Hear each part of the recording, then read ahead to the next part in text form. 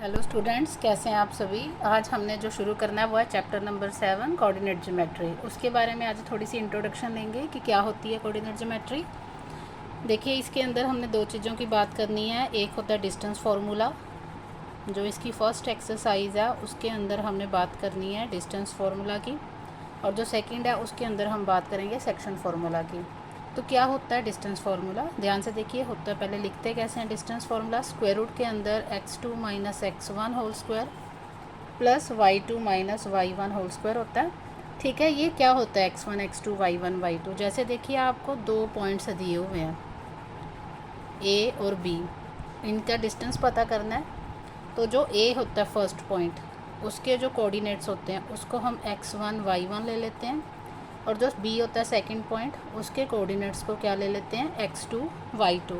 जैसे मान लीजिए मैंने a को ले लिया 2 और 3 कोऑर्डिनेट, और b का 4 1 ले लिया। तो यहाँ पे जो 2 हो गया वो x1 हो गया, और 3 हो गया y1। इधर b का पॉइंट 4 है वो x2 हो गया, और 1 क्या हो गया y2। अब जब हमने डिस्टेंस निकालना है तो कैसे निकालेंगे, ध्यान से देखिए। a b डिस्टेंस निकालना है, तो स्क्वायर रूट के अंदर सबसे पहले क्या है x2 minus x1 whole square, bracket start करेंगे। x2 मीन्स 4, वैल्यूज़ ही पुट करनी है, माइनस x1 कितना है हमारा 2, उसका होल स्क्वायर लिखेंगे, प्लस y2 माइनस y1 कितना है 1, माइनस y1 कितना है 3, उसका क्या हो जाएगा होल स्क्वायर। अब 4 में से 2 सब्ट्रैक्ट किया तो आ गया 2 का होल स्क्वायर हो गया, प्लस 1 में से 3 सब्ट्रैक्ट किया तो आया माइनस 2 का होल स्क्वायर। तो ये 2 का स्क्वायर 4 हो गया, प्लस ये माइनस 2 का स्क्वायर भी 4 हो गया, और 4 प्लस 4 क्या होता है हमारे पास 8। तो 8 के फैक्टर्स बनेंगे 2 इंटू 2 4 इंटू 2 8। अब ये स्क्वायर रूट है, पेयर्स बनाएंगे। यहाँ पे 2 टाइम्स है, 1 टाइम बाहर आ गया, और ये 2 स्क्वायर रूट के अंदर ऐसे रह गया, और यही क्या आ गया हमारा डिस्टेंस आ गया। साथ में क्या लिखेंगे इसके यूनिट्स। तो ये था एक डिस्टेंस फार्मूला जो हमने कोऑर्डिनेट ज्योमेट्री में करना है। ये हमारी फर्स्ट एक्सरसाइज में होगा। सेकंड एक्सरसाइज में होगा सेक्शन फार्मूला। तो क्या होता है सेक्शन फार्मूला, चलिए देखते हैं। सेक्शन फार्मूला के अंदर हमारे को जैसे एक लाइन दी है, मान लीजिए a और b है, ठीक है। a पॉइंट मान लीजिए हमें -1 7 दिया होगा, b पॉइंट 4 -3 दिया होगा। तो जैसे मैंने पहले आपको बताया, ये x1 y1 मानेंगे, और इसको क्या मानेंगे x2 y2। तो यहाँ पे क्या होगा, हमें इसको सेक्शंस में डिवाइड करेंगे। मान लीजिए कोई पॉइंट है, ठीक है, यहाँ पे कोई पॉइंट है जिसको मैं मान लेती हूँ P। सेक्शन फार्मूला के अंदर हमने ये पॉइंट P निकालना होगा, जिसको XY नाम दे देते हैं, और हमें दिया होगा कि ये जो P पॉइंट है इस AB लाइन को किस रेशो में कट कर रहा है।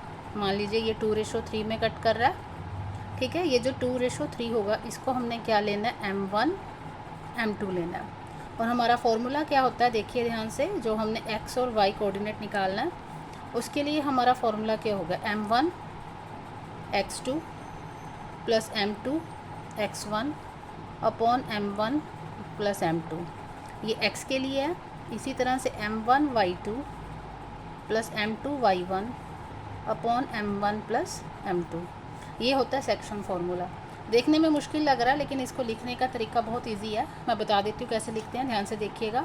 जैसे पहले M1 प्लस M2 लिख लिया, नीचे भी M1 प्लस M2 लिख लिया।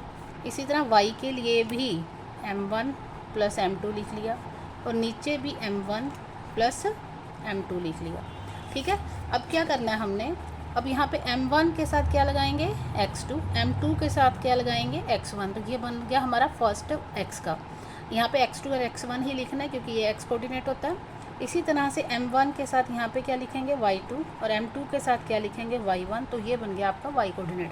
बस यही ध्यान रखना, 2 1 1 2 2 1 का जो बनेगा कॉम्बिनेशन बनेगा, ठीक है। इस तरह से ये फॉर्मूला याद हो जाएगा। देखने में डिफ़िकल्ट है लेकिन बहुत ईजी है। अब हमने क्या करना है, इसके अंदर वैल्यूज़ पुट करनी है।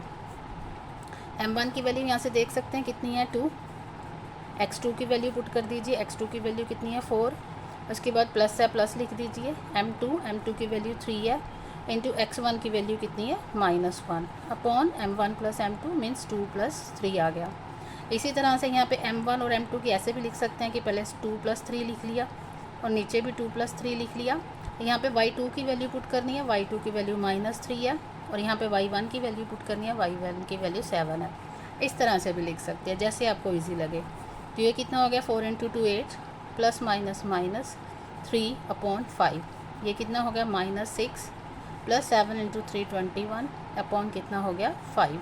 अब इसको सिंप्लीफाई करेंगे, ये कितना हो गया 5/5 और ये कितना हो जाएगा 17/5। ठीक है जी, सॉरी 17 नहीं 15/5। तो यहाँ से 5 और 5 कट गया, ये हमारा 1 आ गया और यहाँ पे 15 और 5 को काटेंगे तो कितना आ गया 3। तो ये वो पॉइंट आ गया, कौन सा पॉइंट, P पॉइंट आ गया जो XY जो हमने निकालना था। ठीक है, एक तो इसमें ऐसे होता है, इस सेक्शन फार्मूला के अंदर कुछ टाइप्स के सम्स होते हैं। एक सम्स ऐसे होते हैं जिसके अंदर हमने M1 M2 दिया होता है और हमने वो P पॉइंट निकालना होता है जो कि इस लाइन को कट कर रहा है। एक होता है वो जिसमें हमने क्या निकालना होता है, P पॉइंट निकालना होता है। और एक होता है वो जिसके अंदर हमने M1 और M2 की क्या निकालनी होती है, रेशो निकालनी होती है।